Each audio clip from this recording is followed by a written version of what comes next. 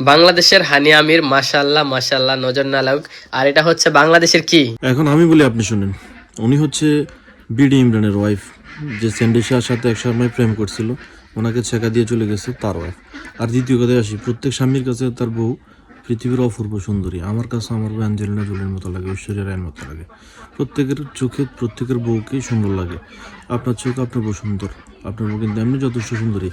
তাই বলে গুলিস্তান আর পাকিস্তানের মধ্যে কিন্তু পার্থক্য আছে। আর কিছুদিন আগে লিখছিলেন বাংলাদেশের হার্নিয়া আমির। হার্নিয়া কি এটা জানেন? তো বানান টানান ঠিক করে লেখেন। হার্নিয়া সম্পর্কে যদি না জানেন, গুগলে সার্চ করিয়েন, ওখানে যদি যথেষ্ট পরিমাণে ইনফরমেশন আছে দেখে নিয়েন। বানান টানান ঠিক করে লিখিয়েন, ওটা হচ্ছে বড় কথা। আর গুলিস্তান আর পাকিস্তান জিনিসটা মাথায় রাখিয়েন। 12টার পরে গাড়ি চালানো ওরা দূরা শোনা আবার কাই দিবি স্বামী স্ত্রীর সম্পর্কটা হচ্ছে খুব মধুর এবং হালাল একটা সম্পর্ক। সেই সম্পর্কটাকে আপনাদের মতো কিছু স্বামী নামের কুলাঙ্গার ব্যক্তি সোশ্যাল মিডিয়াতে এমনভাবে খারাপভাবে উপস্থাপন করতেছেন, মনে হয় আপনাদের মতো নির্লজ্জ মানুষ দুনিয়াতে আর নাই। আপনি কতটা নির্লজ্জ হলে একটা জিনিস চিন্তা করেন, আপনার বউকে সোশ্যাল মিডিয়াতে দেখাই ভিউ নামের ব্যবসা করতেছেন টাকা ইনকাম করার জন্য, সামান্য কিছু ডলারের জন্য। আমার মধ্যে পৃথিবীর সবচেয়ে নিকৃষ্ট স্বামী হচ্ছেন আপনি।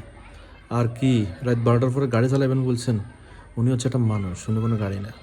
এই হালাল সম্পর্কটাকে হারামভাবে আপনারা কিছু কিছু কুলাঙ্গার উপস্থাপন করতেছেন। আমার মাঝে মাঝে মন চায়, আমার যদি ক্ষমতা থাকতো আপনাদের মতো কুলাঙ্গার যেগুলো আছে এদেরকে একসাথে বান্ধিয়ে আমি ফিটাইতাম। তোমাকে 20 টাকা দিয়ে খুশি করতে পারি নাই, কিন্তু আমি তোমাকে 20 লক্ষ টাকা ইনকাম করার রাস্তা করে দিচ্ছি। কত সুন্দর অভিনয়! আফা জানে এরকম একটা অভিনয় আফার দরকার ছিল। এই জন্য দিলবে আগে একটা ডায়লগ দিয়েছিল, অভিনয়ের জন্য নারী সেরা। আরে উনি নিজে এরকম একটা কন্ট্রোভার্সি ক্রিয়েট করছে যাতে উনি একটু হাইলাইটসে থাকে। এখন 20,000 টাকা খরচ করলো, মেয়েটাকে ফেসবুকে ফেস খুলে দিল, 2 দিনে মেয়েটার ফেসবুকে ফলোয়ার হয়ে গেল প্রায় 50,000-এর উপরে। যা আমরা মাসের পর মাস, বছরের পর বছর চেষ্টা করবো 50,000 ফলোয়ার এখন অর্জন করতে পারিনি। তো আফা মেয়েটাকে ফেসবুক পেজ না খুলে দিয়া একটু স্কুলে ভর্তি করে দিতেন, তার পড়ালেখার দায়িত্ব নিতেন, তাহলে ভালো হতো। তাকে আপনি তো মানে 20 লাখ টাকা ইনকামের রাস্তা করে দিয়েছেন, সুপার রাস্তা করে দিয়েছেন, যে রাস্তাটা একদম সহজ, ব্রাইডাল লুকও দিয়ে দিয়েছেন আবার।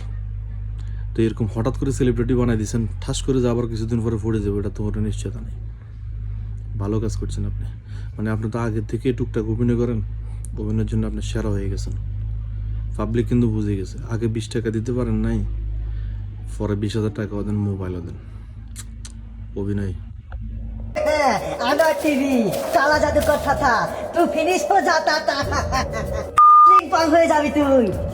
আমি আগে কইছিলাম আনোয়ার টিভি আর মিরাজ আফ্রিদির মধ্যে একটা সম্পর্ক আছে। আনোয়ার টিভির ফেজে যতগুলো স্ট্যাটাস দিতেছে এখন সব মিরাজ আফ্রিদিকে নিয়ে, আর মিরাজ আফ্রিদির ফেজে যতগুলো ভিডিও আপলোড করতেছে সব আনোয়ার টিভির মিন করে, সাথে প্রমোশনও চালাই নিতেছে। এটা তাদের একটা কোলাবরেশন ধান্দা।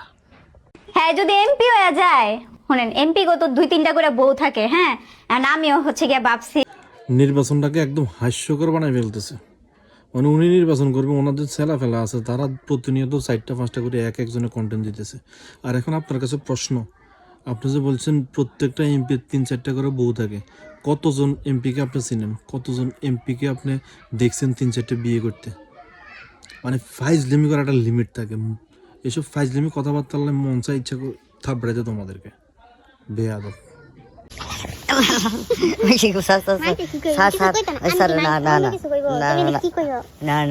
সবে তো ভিডিও শুরু হয়, এত জলদি যদি ছেড়ে দেয় তাহলে কেউ চলবে না। তো এত তাড়াতাড়ি ছেড়ে দিলে তো হবে না। তো পুরো ভিডিও দেখান পাবলিককে, এরকম ছোট ছোট ভিডিও দেখা লাভ নেই। তো আপনারা ডলারের জন্য, ভিউর জন্য আরও কত নিচে নামবেন, সেগুলো দেখার অপেক্ষায় আছি।